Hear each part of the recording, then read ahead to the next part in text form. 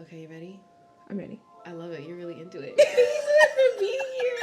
Thanks for having me. All right, how y'all doing? I'm your girl, Nia Rose, and this is for me. Today we have the lovely, the incredible DJ Bri Mafia.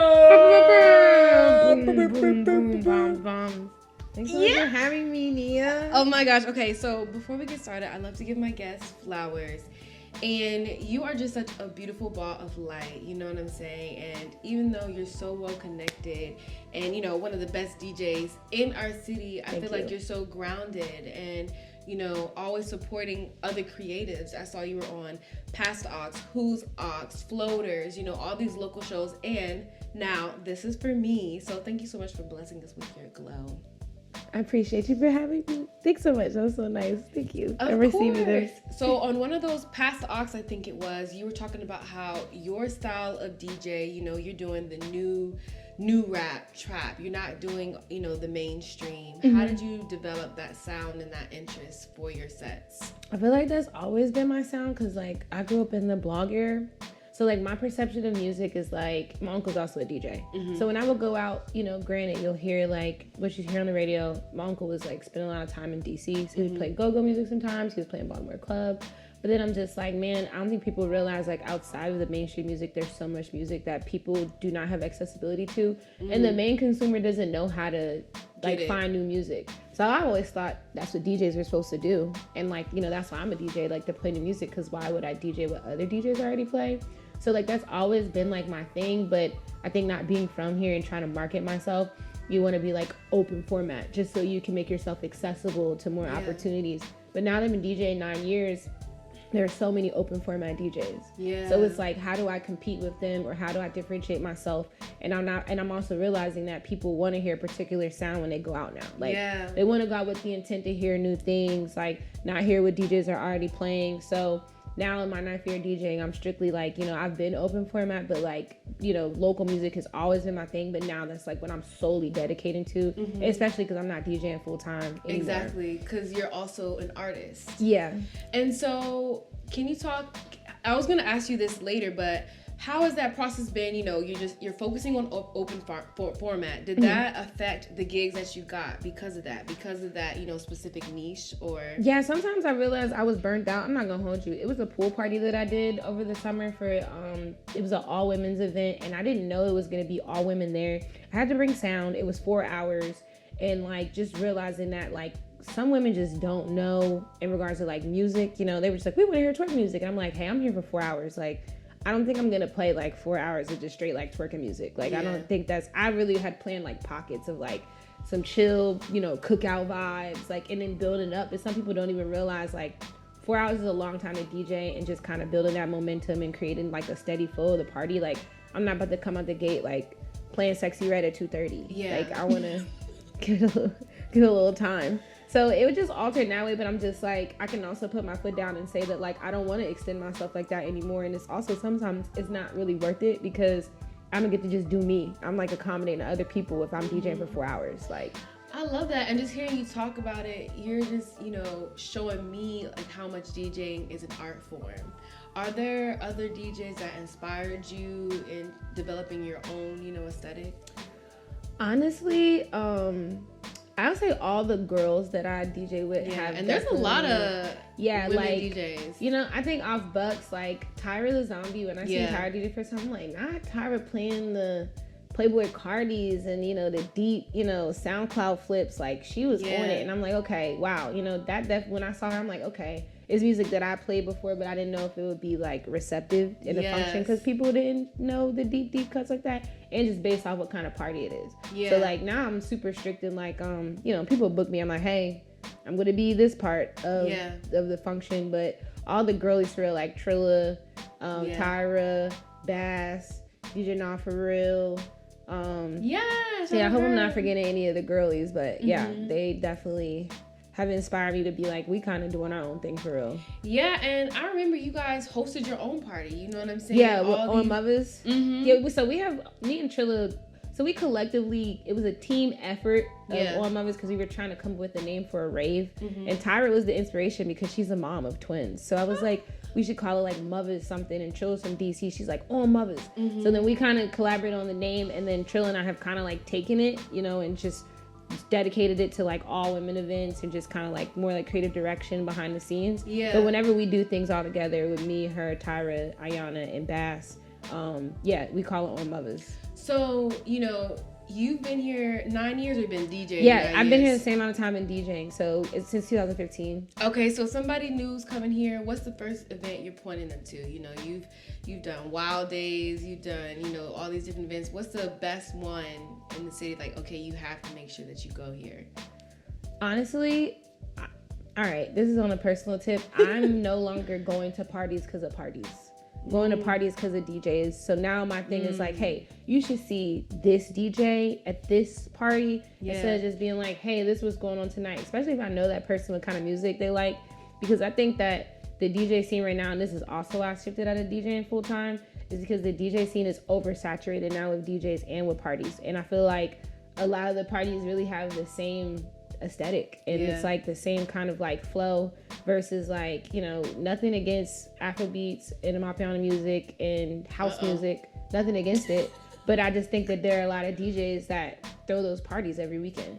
So it's like, and I also think that people don't ever have the intent to throw a ratchet ass ghetto ass party, like body to body on the wall dancing, put the phone down, sweaty. But who's doing that in DC? Nobody. I don't think anybody's doing that in the DMV. Nope. I feel like I've only really seen that New York, Yep. maybe Atlanta, out the country for sure. But I feel like in DC, everybody's trying to be cool and cute. Yeah, and also none of the venues like really align and want you to do that anyway. Like that's why I like Songbird, because Songbird will literally give me, you know, the space and capacity to throw events that are like centered around what I do. You know, they always give me opportunity, but there are spaces in DC that I just refuse to DJ at because I know that they don't want my crowd in, and I can't even hold you. My following is majority Black men. Like a lot of men say that I make them feel safe, and I feel like really, I think that's beautiful. Why do you think that is? What do you think is the safe space that you've been able to curate for them? I think that especially in DC, I've always seen the stigma of like you can't wear this. You know, back in the day, where like you can't wear these like sneakers or you can't. Most of those rules were against Black men. Yeah. So I just feel like you know, Black history. Get into the history. Like, I just think that you know, there should be more things that are as safe spaces for Black men as well. You know, there shouldn't just be a stigma, but it's like I don't want to have just all girls, and I want to have a collective of girls and boys. And it's like if you have men that feel safe, then maybe the women will feel safe too, because they're protectors. You know, and also like when I know at DJ tonight, when I'm with Paco and them, like they made me feel so safe. Like they made me feel like protected, and I'm like, I hope I make them feel the same way. And also just like putting men in spaces they probably wouldn't normally go in. Because I know some people are like, Bri, it's my first time here. Like, I came here to see you. Or like how people come and see me at Looking Glass. So that's so beautiful. And I don't think I've ever heard, you know, even a woman talk about that, wanting to create a safe space for men. Because, you know, there's this whole, you know, women against men type vibe. And I think it is true. You know, there's oftentimes when women feel in danger. You know, we have to be mindful if we're going out on our own. But I love that idea of, you know, there's a lot of stigmas that Black men go to, especially when they're going out into the city. So to have somebody who's intentional about them and wanting to create a safe space for them, I think that is so beautiful for them to remember, you know what I'm saying? Like they are loved as well. And he said you transitioned out of, you know, DJing full time. So what does like a typical day look like for you? So I'm back working professionally in the beer industry. That's what I was doing before I was DJing full time. So I've always been like doing it on the side, but I was always working in the service industry. So I was either bartending, serving, and then 2018 I became a sales rep for Miller Lite, and then right at the start of 2020 I was Belgian sales manager for Stella Artois in DC. So like I was sponsoring events and giving artists like Stella sponsorships, coming in and swiping my credit card, giving out free beer. Then the pandemic happened, so then I was like, well, I kind of don't have a choice but to DJ full time. So, but then, you know, like I got a new car, I moved into my own apartment. Congrats. Thanks so much. Yeah. And like, amazing. You know, I've been grateful to DJ, you know, these last 3 years, full time, but I want to do more. So I think that like I was able to just really kind of just get by and not really have the extra funds to like, you know, help with creative direction, arts development. So I'm like, I need to sustain myself again, but it has to align. Like I started working in the beer industry because like, now I can target accounts that do live shows, have artists, like things that like they already have going on. And instead of me being like, just take my beer on, I'm like, hey, I see you have half on a Wednesday here Looking Glass here. Magic Money's on Monday. Do you want me to come in and sponsor one of our beers? And like, so that's how I'm gonna infiltrate that's amazing. Yeah, that's how I'm gonna infiltrate like venues in my accounts again. Like it's just going by that, and then hopefully a festival come summertime. I love that. I love getting into the business side of that, you know, because there I think are other people trying to figure out how they're gonna make it, because like you said, it's oversaturated, and that's with anything. That's with DJing, that's with modeling, you know what I'm saying? What tips would you give like an upcoming DJ on how they can, you know, kind of peer out amongst the other crowd? Like how can they stand out rather? Literally just like don't promote yourself as an open format DJ anymore, because there are too many. So like if you come in the gate and say like, hey, I'm a Southern, you know, like I like to do a lot of Texas, Atlanta, like Florida rap, or say you like, you know, say you're more into like drill music, Chicago drill. I think that DJs should like promote themselves, and then that way they can be that special part of a function. So like last weekend I DJed this event on 8th Street, and it was an Afrobeat, a Mapiano inspired party, but they knew that my aesthetic was not that, but it was supposed to be that piece of it. And I say all the time, like on Twitter, like all levels of blackness can coexist together. You know, they don't have to like, you know, just be one pocket, because how I grew up as a Black American is very well embedded in blackness, and so maybe it's not as culturally, you know, influenced, and I can't identify it as much as somebody that can from their roots. But for me, and I have no issue with saying that, like I'm a Black American, and that's my culture. That's how I grew up in Delaware. Like I don't know anything outside of that, and I'm okay with that. Like I'm absolutely fine. And it's influenced my music for sure. And you mentioned Delaware. I don't know a thing about Delaware except that's the way to go to Ocean City. I'm crying. So that's true. Can you tell me, you know, when you think of Delaware, what do you think of, you know? Okay, so Delaware, literally there's only 3 counties in the whole state. Our area, it's just one area code. So I know like in Maryland there's multiple ones, but 302 is the only area code in Delaware. There are no taxes. We're the first state to break off from 13 colonies. So talk about it. Yeah, I love the history. Yeah, and then also just like DMV. Like my first perception of the DMV is the Delmarva, which is the Delmarva Peninsula, and it's literally a body of water that goes around Delaware, Maryland, and Virginia. Yeah. And then so that's where the term originally came from, and then the DMV, the metro areas adapted the term as well. So but how I look at Delaware is that like majority of the people that were my educators, like peers, or just even the police presence are people that are from the community. Yeah. So it's like your resource officer, which is a police officer in school. He's not there to, you know, check people. He's just there, you know. So, but that would be the same police officer I see at a party. And very local, like locally super based. Local, and a lot of the people in the community like hosted things for us. So we had this space called Club Kids, which operated like a Chuck E. Cheese in the daytime, but they turned the gym into a club for kids on the weekend. So we could go there from like 8 to 1 a.m. Just show your student ID, and it was a club. Like my uncle used to DJ there. Yeah. And in firehouses, we rent out hotel conference rooms. Like it's just a real big community effort, and all my friends from back home still live there, and they're educators, and they actually work there. So like that's my goal in the next 10 years is to go back to Delaware and like live on the beach and teach an art class every 2 weeks. I love that, and you expressing that, it makes sense why you want to create this safe space here. You know what I'm saying? Because that's what you come from. Literally, that's where you come from. This community, you come from this safe space, and I don't feel like you get that here. I was talking about with Sean, you know, a previous guest. There's just a lot of silo, there's a lot of ego, and there's a lot of politics. And you know, we're in DC, investors, so you know what I'm saying. It's literally, you know, the political capital. You know what I'm saying. So it's like, of course, it's gonna be like that. But I wish there was more of that. And even when you said talking about the police or teachers, educators, my high schooler, so it was predominantly Black students, but all white teachers, you know, and they live an hour, 2 hours away. They don't even live in the same city or county. So they already feel like we're other. You know what I'm saying? And you're gonna feel that as you're being taught. You're gonna feel like we even had a teacher say she was more African than us because she went to Africa before we did. That's so disrespectful. You know what I'm saying? So I love that idea of, you know, you're educators, we're from here, you know what I'm saying? And you can learn from us and we can learn from you. So I think that is so beautiful. Can you just talk about, you know, you said you want to start your own education there, or you want to teach art classes there? So I what does that look like? Yeah, want to go home and like teach a DJ class. Like and there's so many people that commute from Delaware to the DMV. People think it's so far. It's like an hour and a half, like hour and 45 minutes. Like if you got to drive in rush hour traffic from Baltimore to DC, it's like the same amount of time, honestly. So like I want to live at the beach. I want to live at Rehoboth Beach. Commute, find me a residency in DC where they give me a hotel for the weekend. And then I just go back home to Delaware and teach like a DJ class on Tuesdays and Thursdays or something. I like this. And, you know, you've been here 9 years and you've built this community and these connections. But sometimes, you know, the growth is not always positive. You know what I'm saying? Sometimes you get like negative feedback. I saw on Twitter, you had this... one group, I don't know if we should name names, but you had this one platform who denied you access from getting on the show because they were like, you know, they didn't like the way that you were talking about it.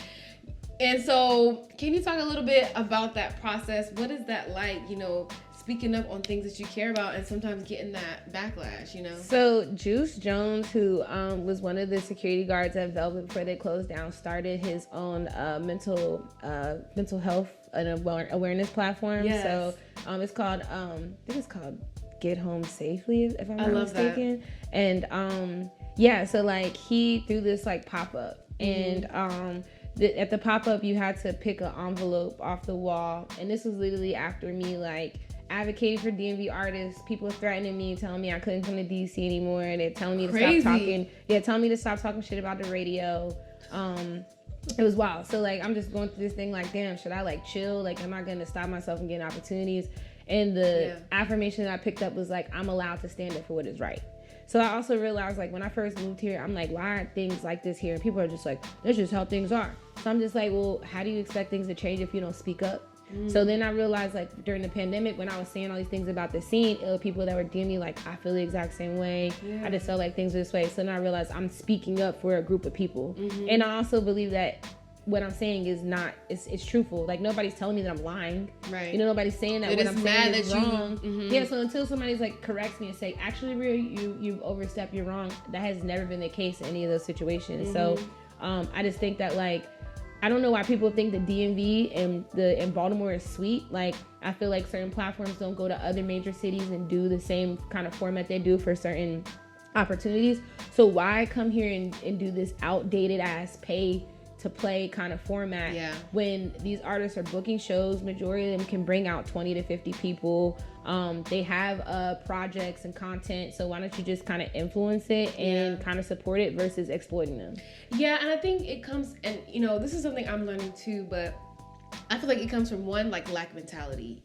So it's like you are feeding off of people who you're making them think they need you, but they don't. You know what I'm saying? You grew something and you're like kind of taking advantage of people. And I think it also is just capitalistic society. You know what I'm saying? The US is very capitalistic and it centers around that, and we make everybody believe like this is the God, and it's not. You know, you go other places and you know, lifestyle, living, health is like the center, family is the center, and not like grind till you die, you know? So I feel like that comes from it, but I love that you were empowered by people reaching out to you like, actually, I'm experiencing this too, you know?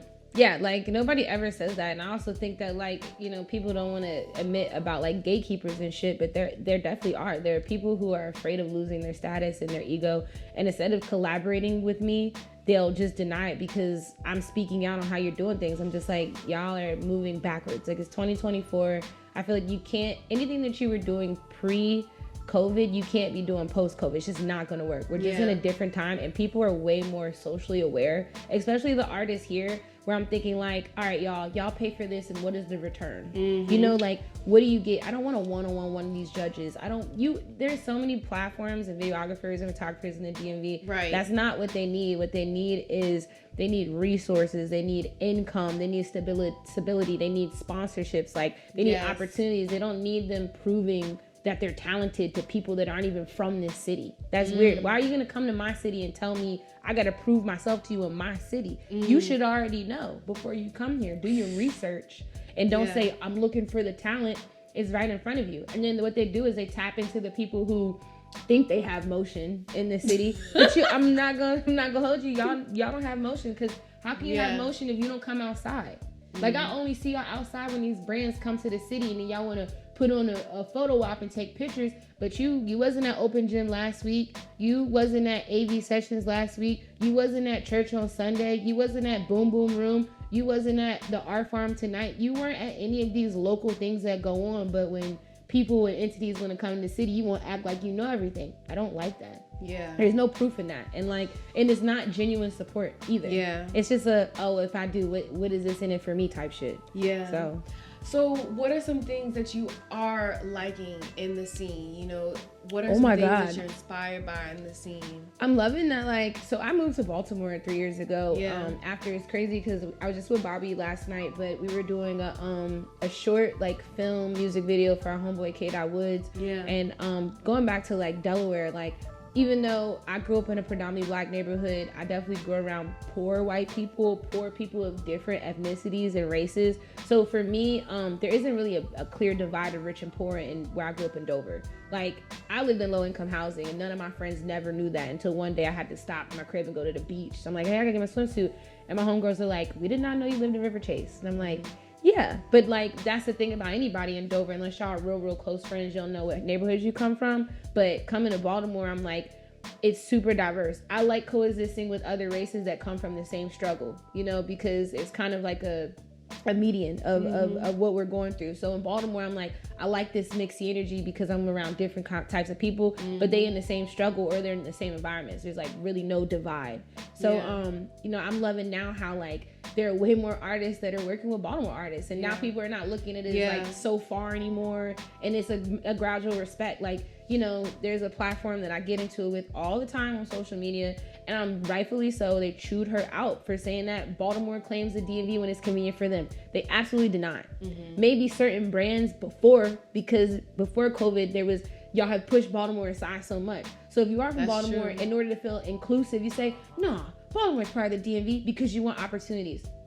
Yes, I get it. Crabs and barrel mentality, y'all are trying to make a way. But now that the pandemic has happened and there's been a renaissance in Baltimore, there's been a renaissance in the DMV, people understand the value, and they're also respecting that they're two different entities, respected rightfully so, but that doesn't mean they can't collaborate and work together. Yeah, exactly. So I'm seeing way more artists come to Baltimore, way more artists come to DC, working together, and I just feel like bridging that gap. Yeah, it's Baltimore is not part of the DMV, but that's okay. Baltimore can be its own thing. The DMV can be its own thing, just like PG can be its own thing in the DMV. Yeah. Southeast can be its own thing in the DMV. Nova, Moco, all that shit could be the same. And speaking of collaborating, you have the opportunity, to collaborate closely with Trilla K. So is she your sister, or is she not your sister? No, people think that Trilla's my sister. Yeah, that's funny. We just I had a show with her in 2018, and then there was a post that said she started DJing, and I just DM'd her hey, I've been DJing 4 years now. If you ever in Lincoln practice, I'll literally teach you everything I know. So I didn't teach Trilla how to DJ, but I taught her how to use her equipment. So she got some stuff. I'm like, hey, this is what you do in Serato. That was her music, her library, whatever. Because I know that, if you just get a controller and you just kind of just playing with it. But I'm like, hey, here's some shortcuts. Here's some tricks. Here you do your cues. I literally heard from several people. Yeah, they're sisters. I'm like, oh my gosh, this sister DJing duo. Nope, Trilla's from DC. I'm from Delaware. Our moms are cool, but no, we're not sisters.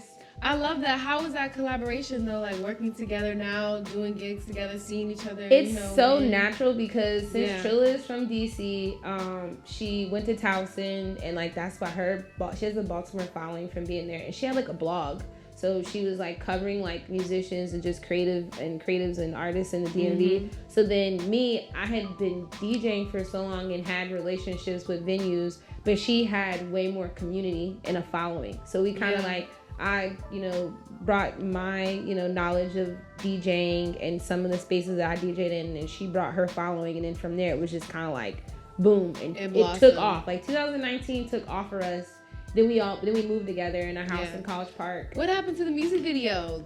God Body? Yeah. Okay, so check this out. So, God Body, we finished the video, but then the person who we had hired to do the editing, their edits were not aligning with the words of the song, because the song is called God Body. It's very angelic, it's very empowering, but the edits we got back seemed more like a psychedelic trippy trip. Like, it was like super crazy effects. I'm just like, this is not an LSD trippy kind of song. So then we kind of just like, whatever. But then I actually show you it because it's done now. Yeah. So then one of the girls that was working on it just said, hey, scratch it. I'm going to do it off the muscle for y'all and we're finishing the color grading, which should be done in 2 weeks. Yeah.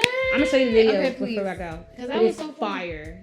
I'm so excited because I think that was one of the first times that like I actually got to create with you guys. Like, I was on the set and there was all these dope people, and you know, just that was early on when I'm also trying to meet people, you know, and get connected into the scene. And it was just really cool seeing y'all work together. And y'all, like, I just love that so much. And I was like, what happened to this video? Yeah, I was like, she randomly emailed us and was like, hey guys, like, I just went ahead and did it, and she did an amazing job. I love that. I can't wait for it to drop. I can't wait. Okay, so we're going to do one more question and then we're going to do a lightning round, okay? Okay. So what do you feel like is the greatest, you know, misconception of a DJ? You know, because we're seeing you connecting with celebrities, dancing with Suki, you know what I'm saying, traveling the world. What do you feel like are some of the obstacles people aren't seeing that you experience? I think that, like, especially as a full-time DJ, just on a me personal tip, like, people are like, oh, that's cool, but like, it's not cool when you don't have any financial security. So like, you know, I only get paid if I DJ, and some days I'm not mentally prepared or equipped to DJ, but I have to because I need to make money. And that's why I stopped DJing full time, because it's like I couldn't just keep living like that, or being like, damn, am I waiting for bookings, or just having unexpected expenses, and just like, you know, car breaks down or literally something. Like, I just don't want to kind of have that, or just like I don't have anything to fall back on. So it may look great on the outside looking in, but sometimes those days where it's like, hey, I want to call out, or maybe I want to get PTO, or maybe I want to take a vacation, like, or health insurance. Literally, all of those things, like, that it's great. It looks great from the outside looking in, but when it comes to like me personally and surviving, like, just security wise, sometimes it can be tough.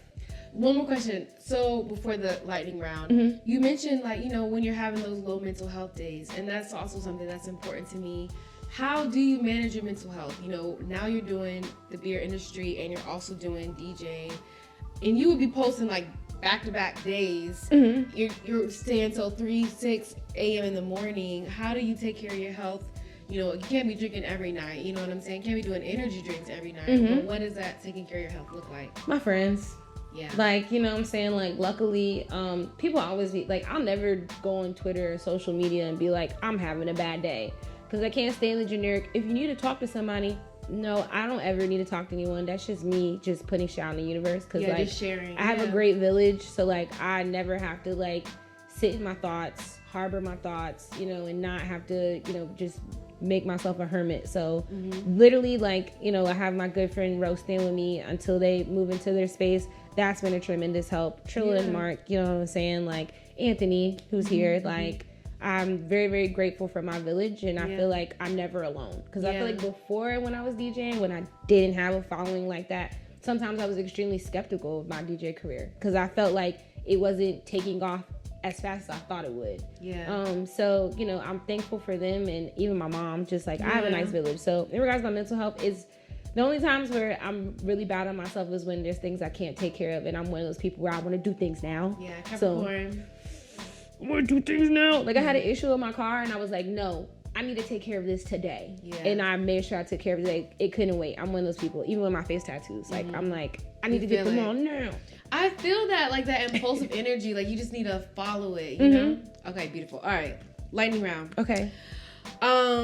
What is your favorite bar that you've ever written? My favorite bar, like, rap-wise? If that nigga said we used to talk, we fucking didn't. Okay.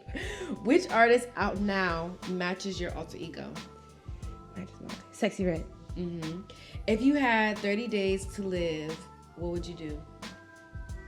Swim with dolphins. Okay. Who is your dream collab? Artist or DJ wise? Paco. I want to do a song with Paco so bad. It's gonna happen. Yeah. And name someone who's been your guardian angel on Earth. On Earth, like physically? Mm-hmm. On Earth, guardian angel physically. If you're thinking spiritually too, it can be that. They don't have to be here physically. Both of my grandmothers, my grandma Joyce and my Nana Cherry. My grandma Joyce passed away when I was in high school, and my Nana Cherry passed away when I was here. And she used to work at a maximum security prison in North Carolina in the middle of nowhere. Like, they live in 252 Murfreesboro, Hertford County, North Carolina, which is nowhere. And there's this big multi-million, like, maximum security prison that she worked at, and a lot of the criminals from the DMV area were sent there. So her perception of the DMV has been that, and she's always been like, I don't want you to move there, the crime is so bad. So then she found out she had cancer in 2015, and then I moved here, and I did not tell her that I lived here, and I would visit her every Monday, and she thought I was coming from Virginia Beach. So then every time I move, I get like these signs from her or my grandma Joyce, and I just know that they're like literally, my car is named after them. Cherry Joy Andretti. That is so beautiful. Thank you so much. This was thank you. Beautiful. I feel like I've learned so much about you. You just have a wealth of just knowledge and history and love. Thank you. Please let them know what you got coming up, what's next, and where they can find you. I guess tonight wouldn't matter because but we have Queen Energy tonight at the R Farm, presented by Marley J. Trilla K and I on Mothers. Then I'm DJing at Panama City for Paco Panama's headlining show in Ivy City, DC tonight. At 10, right? Yeah, it's like 10 to 3. Okay, cool. Then this Sunday, My Favorite Color and I have a show with Bobby Woody at The Pocket. That's 7 to 10. And then next week, I have Initialized at Republic Hall, Big Rave Vibes with Trilla. And then the next day, I have a headlining show with Paco, Big Way, me, Boss B, I think Kid Marvel's on there, Baby Oil. And yeah, that's what I got going on. Where they can find you? DJBriMafia.com, then DJ Bri Mafia on Instagram, and then OG_Bri on Twitter. But trigger warning, it gets chaotic. All right, thank you so much, Bri. Thank you for having me. Thank y'all for tuning in. I'm your girl, Nia Rose, and this is for me. I'll see y'all next week on Spotify, YouTube, Instagram, all of that. Peace. Gang. You did it. Thank you.